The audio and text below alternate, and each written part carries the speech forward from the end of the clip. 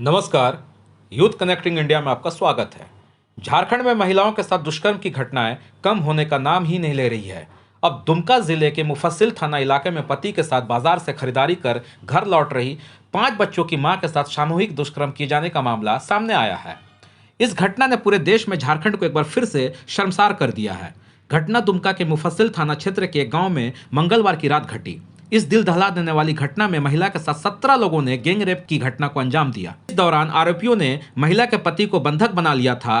पीड़िता के बयान पर बुधवार को थाना में आरोपी राम मोहली समेत 17 लोगों पर एफआईआर दर्ज कर पुलिस मामले की जांच में जुट गई है। इससे पहले डीआईजी के साथ पुलिस अधीक्षक अंबर लकड़ा ने घटना की सूचना मिलते ही पुलिस अधिकारियों ने मुफस्सिल थाना पहुंचकर घटना के संबंध में जानकारी ली और पीड़ित महिला के बयान के आधार पर मामले की त्वरित जांच पड़ताल कर संलिप्त आरोपियों को अविलंब गिरफ्तार करने का निर्देश दिया, लेकिन अभी तक किसी भी आरोपी को गिरफ्तार नहीं किया गया है। इस मामले को लेकर पीड़िता के पति ने बताया कि गाँव में हर मंगलवार को बाजार लगता है। वह पत्नी के साथ करीब 8 बजे बाजार से घर लौट रहा था। रास्ते में नशे में धुत करीब 17 लड़के खड़े थे। 5 लड़कों ने उसे और 2 ने पत्नी को पकड़ लिया।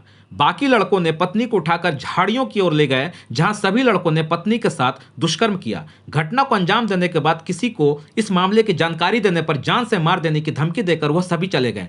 पीड़िता के पति ने बताया कि दुष्कर्म करने वाले में शामिल राम मोहली को पत्नी पहचानती थी, जबकि बाकी को नहीं पहचानती है। महिला के पति ने बताया कि उसके 5 बच्चे हैं। इन दिनों खेत में धान झाड़ने का काम चल रहा है। 1 माह पहले काम में हाथ बटाने के लिए पत्नी के साथ उसके घर आया था। मंगलवार की शाम पत्नी के कहने पर ही बाजार गया था। लौटते समय पत्नी के साथ इस तरह का गलत काम हो गया। इस घिनौनी हरकत पर राजद के वरिष्ठ नेता शिवानंद तिवारी ने विवादित बयान दिया है। राजद नेता ने कहा है कि कोई कल्पना भी नहीं कर सकता था इस तरह की हरकत किसी आदिवासी महिला के साथ होगी। इस घटना ने एक बार फिर से मानवता को शर्मसार कर दिया है। शिवानंद तिवारी देखिए, इस तरह की घटनाएं जो हैं माने इधर कुछ वर्षों में बढ़ी हैं और उसका एक बड़ा कारण है कि हमारी जो संस्कृति है। अब देखिए, जो आदिवासी इलाका है उस इलाका में कभी कोई कल्पना नहीं कर सकता था कि किसी औरत का किसी लड़की के साथ जो है बलात्कार होगा।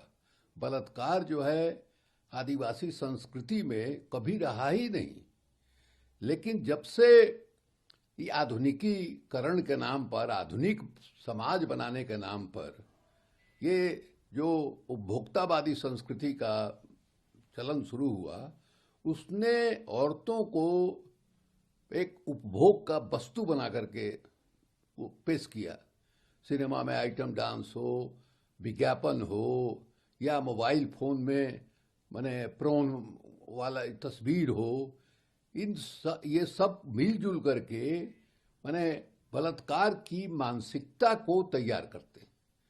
और ये सिर्फ आदिवासी इलाका में जाना, इसका मतलब समझिए कि ये माने समाज के अंतिम हिस्से तक चला गया।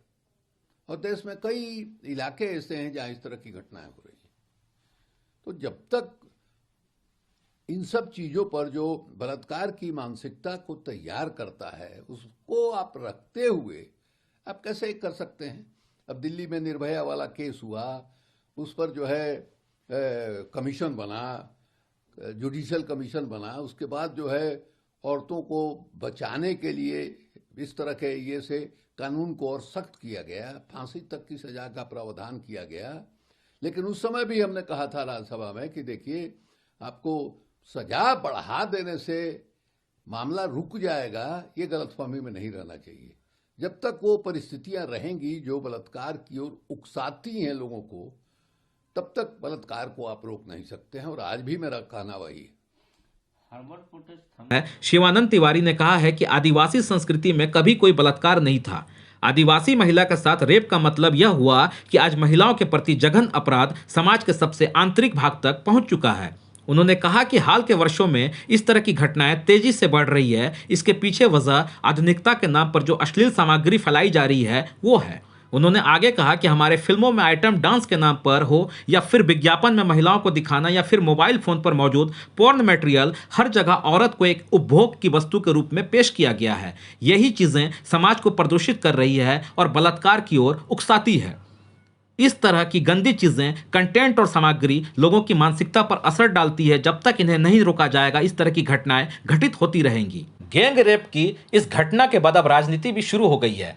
विपक्षी पार्टी बीजेपी ने इस मुद्दे पर राज्य की हेमंत सोरेन सरकार पर निशाना साधा है। बीजेपी प्रदेश अध्यक्ष दीपक प्रकाश ने मुख्यमंत्री हेमंत सोरेन की चुप्पी पर सवाल खड़े किए हैं। दीपक प्रकाश ने ट्वीट कर कहा है कि कब तक महिलाओं की आबरू इस तरह से लूटी जाएगी, कब तक मुख्यमंत्री मौनी बाबा बने रहेंगे। जब से यह सरकार आई है तब से राज्य में हर तरह की आपराधिक गतिविधियां बढ़ गई है, लेकिन सरकार सिर्फ उगाही और अवैध खनन में लगी हुई है।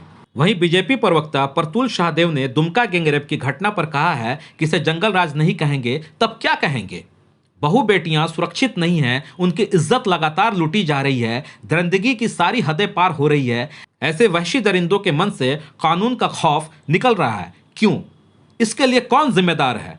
बीजेपी प्रवक्ता ने कहा है कि हेमंत सोरेन सरकार में बेटियां सुरक्षित नहीं हैं। इन वहशी दरिंदों की तुरंत गिरफ्तारी हो, फास्ट ट्रैक कोर्ट से अधिकतम सजा दिलाई जाए। वहीं भाजपा की वरिष्ठ नेता और पूर्व मंत्री लुइस मरांडी ने दुमका कांड पर चिंता जताते हुए कहा है कि झारखंड में रेप की घटना कम होने का नाम ही नहीं ले रही है। इस कारण ने पूरे देश को झारखंड ने एक बार फिर से शर्मसार किया है। इस घटना की गूंज केवल झारखंड ही नहीं, बिहार तक पहुंच गई है। बिहार के डिप्टी सीएम रेणु देवी ने इस शर्मनाक वारदात के लिए झारखंड सरकार को ही जिम्मेदार बताया है। उन्होंने कहा है कि राज्य सरकार की गलती से हुआ है। झारखंड में कानून व्यवस्था लचर है, कई तरह का कानून बने हैं, लेकिन झारखंड में उसका सख्ती से पालन नहीं होता है।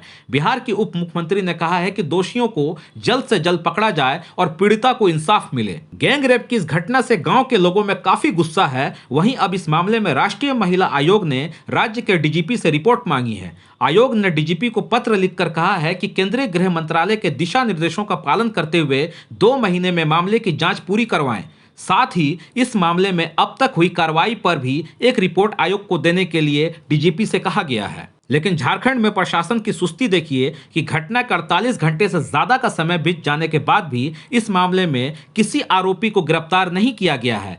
पुलिस के अधिकारियों को छोड़ दे तो इस मामले में सरकार अभी तक हरकत में आती नजर नहीं आ रही है।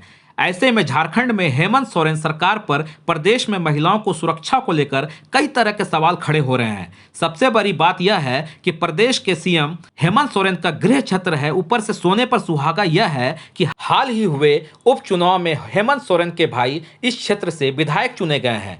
ऐसे में महिला सुरक्षा को लेकर सवालों का जवाब देना हेमंत सरकार की जिम्मेदारी है, लेकिन वह चुप्पी साधे बैठे हुए हैं। ऐसे ही ज़रूरी और लेटेस्ट खबरों के लिए हमारे साथ जुड़े रहिए। हमारे चैनल को लाइक, शेयर और सब्सक्राइब कीजिए। धन्यवाद।